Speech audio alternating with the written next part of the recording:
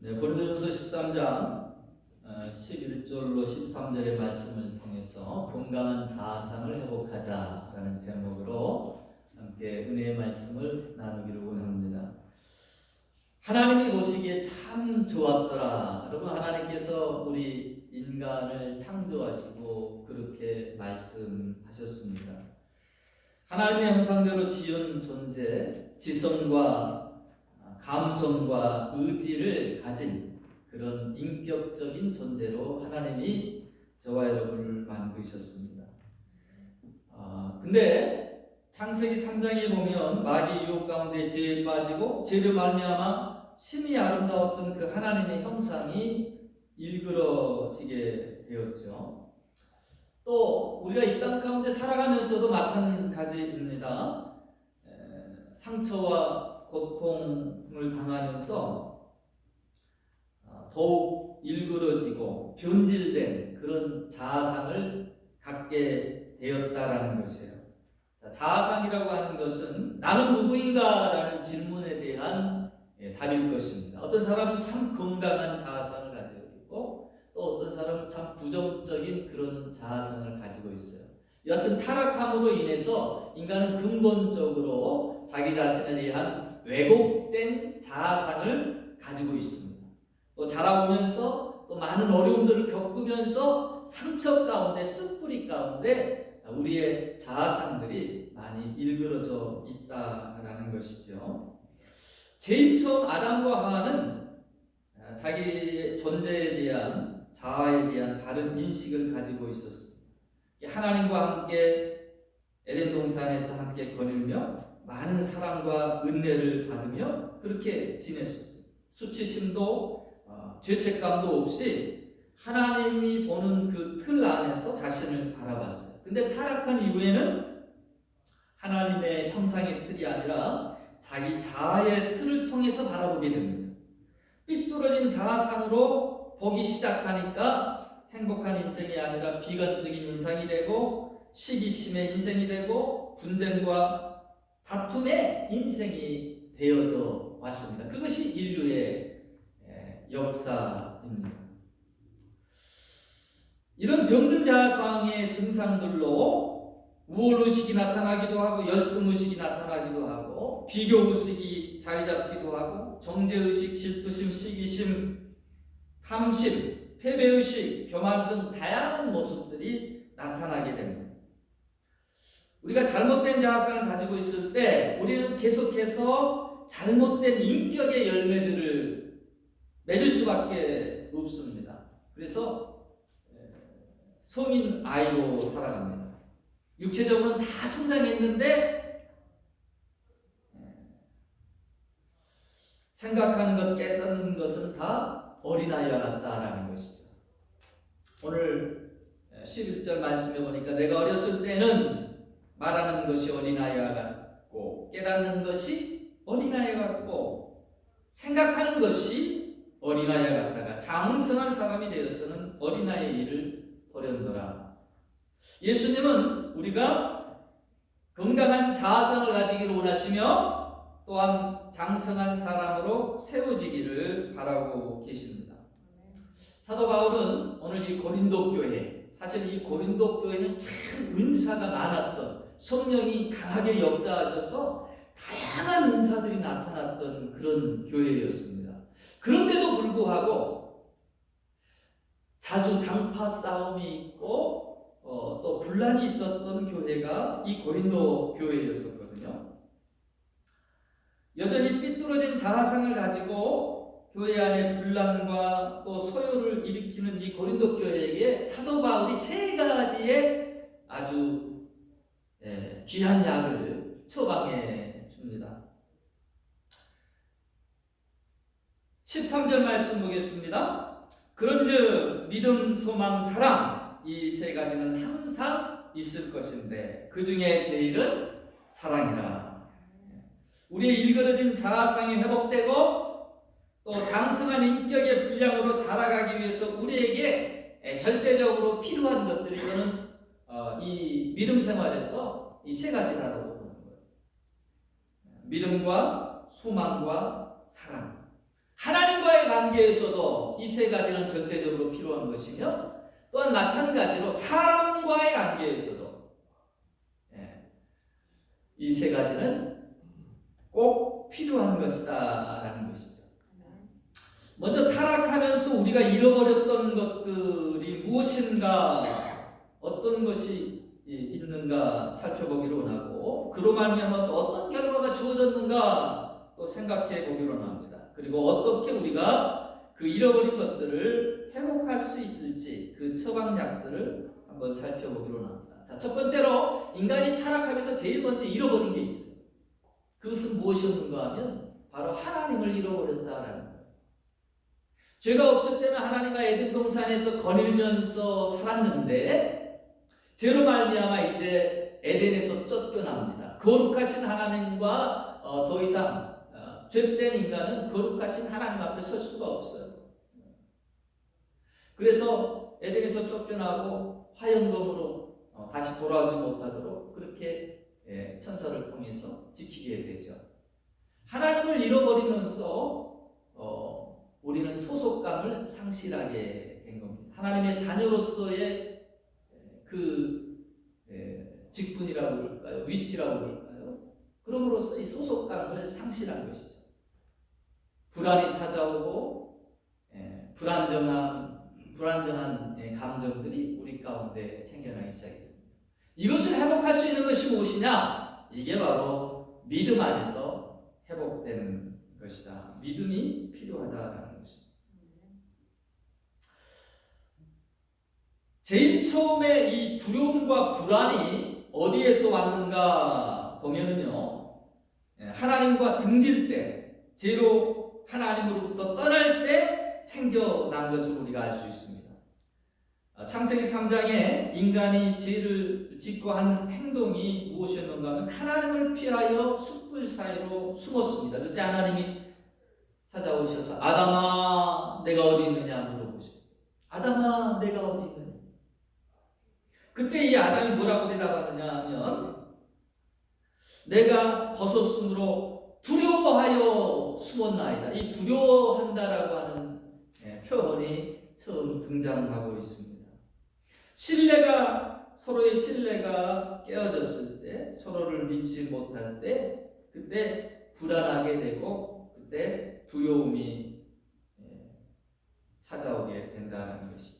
여러분, 운전기사를 뭔가 서툴러요. 운전하는 게 뭔가 서툴러. 그러면 버스를 탔지만 신뢰가 되지 않기 때문에 불안함이 있어서 위에 손잡이를 꽉 잡게 되겠죠. 의처증 환자는 아내가 다른 사람하고 말만 해도 불안합니다. 의심합니다. 여러분, 의심하는 것도 습관이고요. 이게 또 병이 되기도 합니다. 여러분, 믿어주는 사람이 되시기를 바랍니다. 자녀들도 믿어주세요. 자꾸 나는 너를 믿는다라고 인정해 주세요. 잘못된 길을 가다가도 그 믿음대로 돌아오게 되어 있습니다. 인생에게 믿어주는 것이 큰 힘이 됩니다. 제가 그런 얘기를 드렸었던가요? 어렸을 때 저도 사춘기를 겪으면서 잘못된 길로 가고 싶은 그런 충동들을 한두 번 경험을 했었습니다. 그때마다 늘 기억이 났던 것이 저희 어머님이 나는 너를 믿어. 네가 뭘 해도 나는 너를 믿어.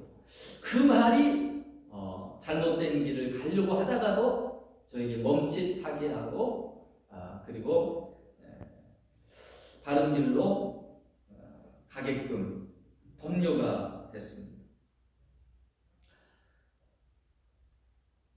나 자신도 여러분 다른 사람에게 또한 믿을 만한 사람이 되어야 됩니다. 하나님과 나 사이에도, 사람과 사람 사이에도 여러분 이 신뢰와 믿음이 참 필요하다라는 거예요. 하나님과의 관계에서만 믿음이 필요한 게 아니라 여러분 다른 사람과의 관계에서도 믿음의 관계, 신뢰의 관계를 형성해 나가시기를 바랍니다. 믿음은 서로에게 안정감을 줍니다. 근데 반대로 의심하고 의심받으면요 늘 불안하고 초조합니다. 억울한 누명을 쓰고 의심받으면 얼마나 분한지 알 수가 없어요. 우리는 알아야 됩니다. 타락한 본성이 우리를 늘 의심하게 하고 있다는 것, 불안하고 초조하게 하고 있다는 것을 알아야 됩니다. 그래서 우리는 믿음의 사람이 되어야 됩니다. 하나님은 모든 것을 협력해서 소를 이루시는 분이시고, 하나님은 우리의 필요를 채우시며 우리를 지키실 뿐만 아니라 우리를 위해 싸우시는 분이라고 그렇게 말씀해주고 있습니다. 여러분, 때때로 인생 살아가면서 실수하고 넘어져요. 그러나 우리 하나님은 모든 것을 협력해서, 그런 실수까지도 협력해서 우리 하나님이 이끌어주시면 선을 이루신다라고 하는 것입니다. 하나님을 믿음으로 신앙 안에 굳게 서시고, 또한 사람과의 관계에서도 여러분 믿을 만한 사람, 신뢰할 만한 사람으로 날마다 세워져 갈 수 있게 되기를 축원합니다. 두 번째로 우리가 타락함으로 말미암아 잃어버렸던 그 상실은요, 통제력을 잃어버렸다는 것입니다. 힘을 상실해 버렸어요. 아담은 모든 것을 다 다스리는 그런 존재로서 창조되었습니다. 우리가 마태복음 28장 19절로 20절을 보면 예수님의 지상명령이 나오거든요. 근데 이 창세기 1장 27절로 29절은 문화명령이라고 그렇게 말을 합니다. 하나님이 자기 형상 곧 하나님의 형상대로 사람을 창조하시되 남자와 여자를 창조하시고, 하나님이 그들에게 복을 주시며 그들에게 이르시되 생육하고 번성하여 땅에 충만하라, 땅을 정복하라, 바다의 고기와 공중의 새와 땅에 움직이는 모든 생물을 다스리라, 그렇게 말씀하십니다. 하나님은 인간을 다스리는 존재로 창조하셨다는 거예요. 근데 타락한 후에 자신도 다스리지를 못하는 존재가 되어버렸습니다. 쉽게 유혹에 빠지고 쉽게 죄를 짓습니다. 쉽게 절망합니다. 쉽게 분노합니다. 내가 나를 통제하지 못하고 나를 다스리지를 못합니다. 컨트롤할 능력을 상실해버렸다라는 것이에요. 그래서 삶을 되는 대로 살아가 버리게 됩니다. 미래에 소망이 없는 사람은 더 이상의 통제력을 잃어버리게 된다라는 것입니다. 언젠가 인류 종말이 임한다라고 하는 그런 뉴스 매스컴을 통해 가지고 뉴스가 확산됐던 적이 있습니다. 그러면 얼마 남지 않았으면 이제 지구가 멸망하면 자신을 한번 돌이켜보고 또 마지막 순간을 이렇게 잘 정리하고 그렇게 정신 차리면 좋겠는데 어떻게 바뀌었느냐? 무법천지가 되어버렸습니다. 약탈, 강도, 무질서, 강간, 폭행 등 이런 것들이 소망이 없는 자들의 단편적인 모습입니다. 이 땅의 삶도 다 끝났다라고 생각하기 때문에 그와 같은 모습을 나타내게 되죠. 소망이 없는 사람들은 바로 이런 모습을 떼기가 쉽습니다. 성경은 한 번 죽는 것은 사람에게 정한 이치요 그 뒤에는 반드시 심판이 있으리라, 하나님의 나라가 있다라는 것을 말해주고 있습니다. 하나님은 우리를 위해 모든 귀하고 복된 것들을 이미 하늘나라에 준비해 두신 줄로 믿습니다. 하나님은 우리가 절망 가운데 있기를 원치 아니하십니다. 소망 가운데 거하기를 원하십니다. 여러분, 절망의 상황 중에서도 늘 소망을 잃지 마시고 소망을 찾으시고 소망을 구하시기를 바랍니다. 하나님은 소망 가운데 일하시는 분이시다라는 거예요.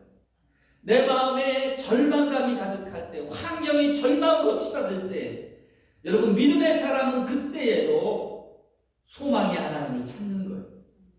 좋은 일이 일어날 것이라는 것을 기대하는 거예요. 그것이 곧 우리를 살게 한다라는 것입니다. 뿐만 아니라 하나님은요, 나에게도 소망을 갖고 계십니다. 꿈을 가지고 계십니다. 기대를 하고 계십니다. 이 사실을 우리가 알아야 됩니다. 우리를 향한 하나님의 소망이 있어요. 부모가 자녀들에게 가진 소망도 있습니다. 하나님은 관계 안에서 서로에게 소망이 되고 힘이 되고 의지가 되게 하셨습니다. 인간들이 타락함으로 말미암아서 절망이 엄습했을 때, 살아갈 소망이 없을 그때에 관계 안에서 서로를 의지하고 서로에게 힘이 되고 서로에게 소망이 될 수 있는 그런 네트워크를 형성해 주셨다라는 거예요. 가족과 가족이 그렇습니다. 믿음의 형제자매인 교회도 그 중에 하나입니다. 나 자신이 누군가의 소망이 되고 있다라고 하는 것, 나 자신이 누군가의 기대가 되고 있다라고 하는 것, 나 자신이 누군가의 여러분 의지가 되고 있다라고 하는 것, 이 사실을 기억하는 것이 참 중요합니다. 부부간에도 마찬가지예요. 서로가 있기 때문에 당신 때문에 내가 삽니다. 왼수 갖고 그렇죠. 없어봐요. 얼마나 허전하고 얼마나 불편한 게 많은지.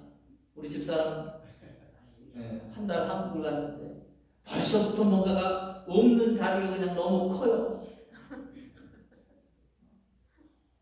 우리 교회도 마찬가지예요. 여러분 보이지 않겠지만 뒤에서 아무도 알아주지 않는 자리에서 봉사하며 헌신하며 또 기둥의 역할들을 하는 분들이 계셔요. 그렇기 때문에 이 교회가 지금 집행하고 있다라는 거예요. 누군가의 소망이 되시기를 바랍니다. 누군가의 의지의 대상이 되시기를 바랍니다. 여러분, 꿈이 없는 백성은 망한다라고 했습니다. 무기력한 인생이 되어버립니다. 그러나 소망을 가질 때 힘을 얻게 됩니다. 그 소망이 살아갈 이유가 됩니다. 여러분은 어떤 소망을 가지고 계십니까? 하나님 안에서 늘 새 소망을 발견하시고 새 소망을 붙드시기를 바랍니다. 그 소망이 나에게 활력을 주고 절망을 이기게 하며 복되게 살아가게 만든다라는 것입니다. 절망에 붙들려 있지 마세요. 소망으로 일어서시기를 바랍니다. 세 번째로 타락한 후에 우리가 잃어버렸던 것이 있습니다. 이 세 번째의 상실은 완벽함을 잃어버렸다는 것이죠. 하나님이 사람을 만드시고 심히 좋았더라라고 그렇게 말씀하셨습니다. 그만큼 흠잡을 데가 없는 완벽한 상태였다라는 것을 말해줍니다. 그랬더니 인간이 한순간에 타락하고 허물투성이 죄투성이의 인간이 되어 버렸습니다. 오물탕에 빠져버린 그런 꼴이 되어 버렸습니다. 얼마나 수치스럽고 자존감의 상처를 입었을까요? 고개도 들지 못했을 것 같습니다. 그런데 이와 같은 인생을 여러분 치유할 수 있는 것이 무엇이냐? 사랑입니다. 사랑은 사람은 사랑받음으로 위로받고요. 사랑받음으로 채움을 얻습니다. 자아상이라고 하는 것, 또 자존감이라고 하는 것은 궁극적으로 이 둘 다 자신이 가치 있고 소중한 존재라는 것을 느끼는 것입니다. 근데 이것을 채워주는 것이 뭐냐? 바로 사랑이다라는 것이죠. 우리 자신에 대해서 어떻게 느끼느냐가 우리의 사고와 행동에 큰 원동력을 제공합니다. 충분한 사랑을 받은 자, 자신이 가치 있는 존재라는 걸 느끼고요, 자신감을 갖고 적극적인 사람이 됩니다. 근데 충분히 사랑받지 못하는 사람은 열등감을 갖게 됩니다. 무엇이든지 자신감이 없고 좀 소극적으로 변하기가 쉽습니다. 자존감이 낮을수록 자신을 더 혐오하게 되고 더 많은 사랑을 경험할수록 자존감이 높아지게 되는 것이죠. 먼저 여러분, 하나님이 나를 사랑하신 것처럼 나 자신을 먼저 사랑해 주시기 바랍니다. 의외로요, 자기 자신을 이렇게 사랑하고 자기 자신에 대해서 만족하는 사람들이 많지 않습니다. 나는 코가 마음에 안 들어. 나는 뭐 눈이 어떻게 정말 요것만 어떻게 저기 수술하면 나는 참 어디 라인 좀 안 살고 불만이 그렇게 많아. 여러분, 나 자신을 먼저 사랑하는 법을 배우시기 바랍니다. 나 자신을 사랑할 수 있어야 남도 사랑할 수가 있습니다. 뭐 울퉁불퉁하고 못하기도 했고 그렇지만 하나님이 사랑하시는 그 사랑으로, 그 시각으로 나를 바라보며 사랑해 보세요. 하나님이 나를 바라보시면서 이처럼 사랑했노라. 여러분, 고슴도치도 자기 새끼는 밉다라고 안 해요. 사랑스럽다라고 안아주고 핥아주고. 하나님은 비록 우리가 죄인된 모습이고 연약한 모습이고 사랑하는 줄을 믿습니다. 그 사랑으로 자꾸 나를 바라보세요. 자신에게 너무 엄격히 대하고 학대할 때가 우리가 참 많습니다. 스스로에게 때론 격려가 필요하고요. 잘했어 라고 스스로 칭찬도 해주시기 바랍니다. 또한 하나님은 우리를 사랑하시며 너희도 이처럼 서로 사랑하라, 그렇게 말씀을 하셨습니다. 사랑은 서로 나눌 때 더 아름답습니다. 받는 데에서만 그치는 것이 아니라 서로 사랑하는 것, 서로 나눠줄 때 그 사랑이 더 아름답게 꽃이 핀다라는 것이죠. 누가 나를 사랑해 주지 않나? 나를 사랑해 줄 사람을 찾는 사람은 늘 목말라요. 남편이, 아내가 나를 좀 더 사랑해 줬으면 계속 그 요구는 더욱더 높아지게 돼 있고요. 그런 요구 채워주려면 옆에 있는 사람은 나중에 힘들어가지고 이게 포기해버려요. 저 그런 사람 여러 봤습니다. 도리어 사랑하기를 힘쓰시기를 바랍니다.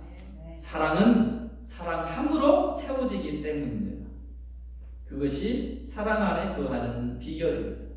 더욱 하나님을 사랑하시고 더욱 이웃을 사랑하시고 더욱 교회 안에서 형제 자매를 사랑하시기를 축원합니다.